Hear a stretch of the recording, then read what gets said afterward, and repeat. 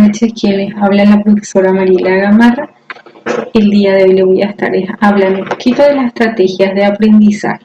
Bueno, antes que nada, recordar un poquito lo que son las estrategias para que podamos avanzar y podamos ir incorporando. Y recordemos que las estrategias son aquellos procedimientos mentales que están dentro de la mente del ser humano, del estudiante, del educando en este caso, para que puedan aprender. ¿Qué es aprender?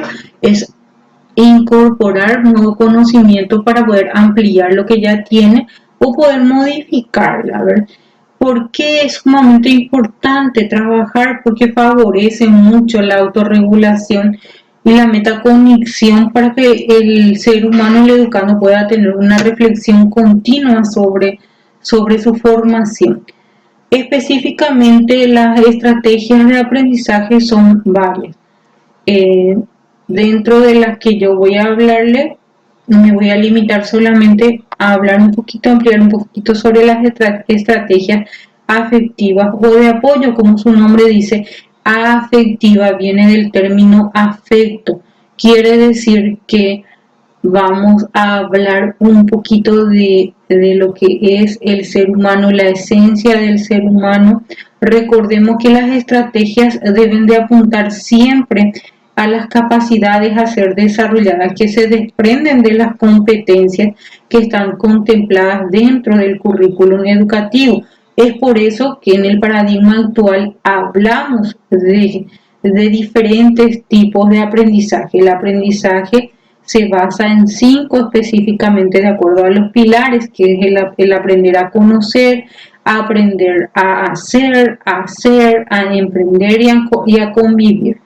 En el orden, en el último estaría, que es el quinto, que en Paraguay se estableció, que es el aprender a convivir. Entonces, vamos a ir relacionando un poquito que las estrategias afectivas no apuntan específicamente a los contenidos, sino que tienen como finalidad sensibilizar al estudiante con lo que va a aprender, prepararle emocionalmente al educando. ¿Para qué? Para que pueda aprender, para que pueda incorporar lo que el docente está deseando por medio de las capacidades. Estas estrategias en absoluto apuntan a los contenidos, no se dirigen a los contenidos directamente, sino que su misión es la eficacia del aprendizaje, mejorando las condiciones en que se producen ese aprendizaje. Por eso es que se habla de 3 aspectos fundamentales: la motivación, las actitudes y el efecto, ¿sí? La motivación ampliaremos un poquito en qué consiste. Resumimos rápidamente por factor tiempo la motivación. Estimula la voluntad de aprender, condiciona la forma de pensar del alumno y con ello el tipo de aprendizaje resultante se da a través de la interacción docente-alumno. ¿Por qué? Porque la motivación es extrínseca e intrínseca. La extrínseca es la parte externa. Estimula, la estimulación es extrínseca, viene de otra persona, de otro. En la interrelación, el docente es el que va a estimular. ¿Para qué? Para que en el alumno nazca la voluntad de aprender. Entonces, juega ahí un papel muy importante, que es el papel intrínseco. De ahí llegamos a deducir que para lograr la motivación de un estudiante se deben de tener cubiertas las necesidades básicas del estudiante. Ya sabemos lo que son las necesidades básicas de todo ser humano, ya que recordamos un poquito que los estudiantes tienen que ser atendidos de forma integral en sus necesidades físico-social.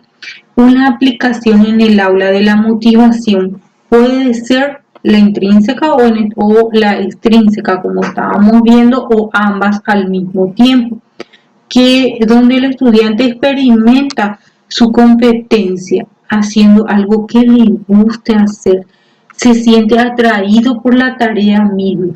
La tarea tiene sentido para el estudiante. Por eso hablamos de que el estudiante construye, y para que eso suceda tiene que haber un espacio, tiene que haber tiene que estar de por medio unas interrogantes que aquí vamos a mirar un poquito. El estudiante tiene que ser capaz de preguntarse ¿por qué hago esta tarea? Que es reflexionar, valorar lo que hace. ¿Soy capaz de esta tarea, de hacer esta tarea? ¿Qué es la expectativa que tiene? Y por último, tiene que ser capaz de preguntarse, responderse cómo se siente al realizar esta tarea. Entonces hablamos de tres componentes fundamentales dentro de las estrategias afectivas: el componente valor, el componente expectativa y el componente afectivo. El componente valor apunta directamente a los motivos, propósitos o razones para implicarse en la realización de la tarea, darle valor, mayor o menor importancia, pero darle un valor a lo que se está trabajando, a la competencia que el docente está trabajando con los alumnos. El componente de la expectativa engloba las autopercepciones, creencias sobre los mismos, como las referidas a la propia capacidad. Al hablar de competencias sabemos que tenemos que trabajar por medio de las capacidades. El cúmulo, la suma de capacidades, la concreción de las capacidades da como resultado la competencia, y decimos esa persona, ese alumno es competente, adquirió el perfil según el nivel. El componente afectivo que ya habíamos visto son los sentimientos, las emociones o las reacciones que produce en el estudiante la tarea o la actividad que se está presentando como aprendizaje. O sea, le da significado a lo que está desarrollando en su proceso de aprendizaje. Los factores que influyen en la motivación son la percepción del logro, las actitudes, los intereses, las expectativas y las metas que se desean alcanzar. Aquí encontramos un poquito el término de ansiedad. ¿Qué es la ansiedad? Habíamos visto al iniciar que estaba la motivación, que trabajaba, ya habíamos visto todo lo que trabaja la motivación. Y ahora hablaremos que si nosotros damos a los estudiantes una estrategia de aprendizaje basada en apoyo, afectividad, entonces se va a estar trabajando directamente la ansiedad, porque la ansiedad como función adaptativa que tiene el ser humano está presente en todas las personas bajo condiciones normales. Mejora el rendimiento, puede mejorar el rendimiento, puede también, si es bien manejado, ayudarle al ser humano a adaptarse al medio social en donde se está desenvolviendo, en el académico también. La función de la ansiedad es de movilizarnos frente a situaciones amenazantes y preocupantes, de manera que nos impulsa a reaccionar para evitar ciertos riesgos y poder afrontarlos. Pero cuando la ansiedad es muy elevada y sobrepasa algunos límites, se convierte en un problema gravísimo que afecta toda la vida del ser humano. Nosotros vamos a ampliar un poquito nada más acerca de la influencia en el rendimiento académico. Los sujetos con ansiedad elevada rinden peor porque tienen pensamientos interreferentes con más frecuencia. Por lo tanto, su capacidad de atención será mucho mejor si es que trabaja bien, si es que trata su ansiedad. Encontramos en resumen entonces que las estrategias afectivas son acciones que realiza el estudiante para manejar sus afectos. en torno a su aprendizaje. Se divide en motivación, que incrementa a través de la reflexión, de la adecuación y del desarrollo. La motivación extrínseca son variables ambientales, la intrínseca la realización de actividad y las atribuciones al éxito o al fracaso que le va aludiendo cada ser humano, según sean logros, sus expectativas de desempeño. La ansiedad también está presente en las estrategias afectivas.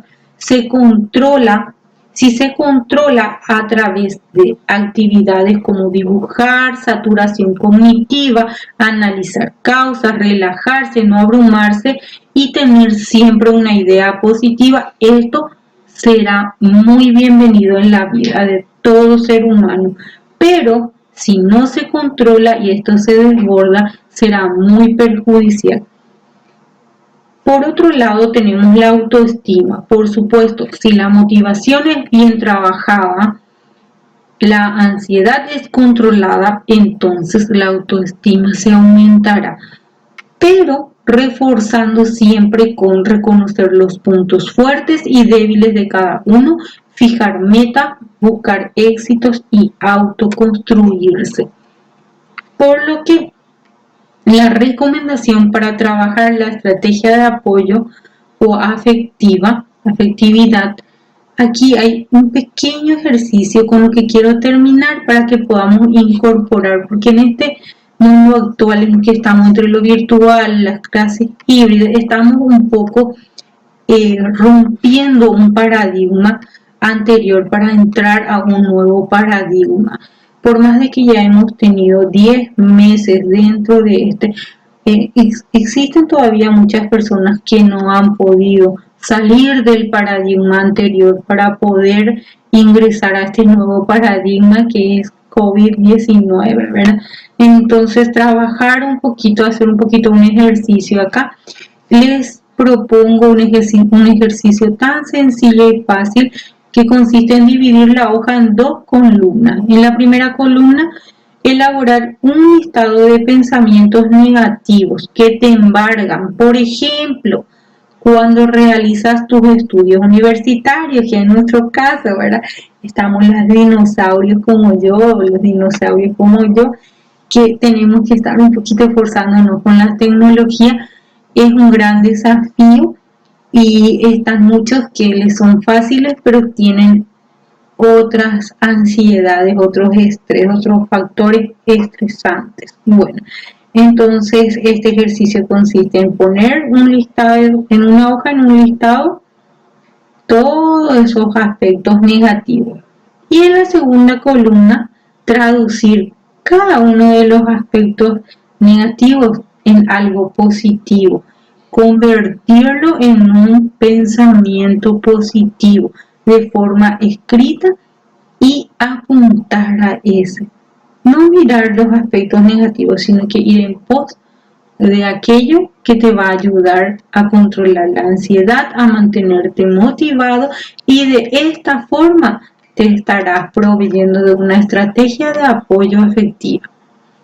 Muchísimas gracias.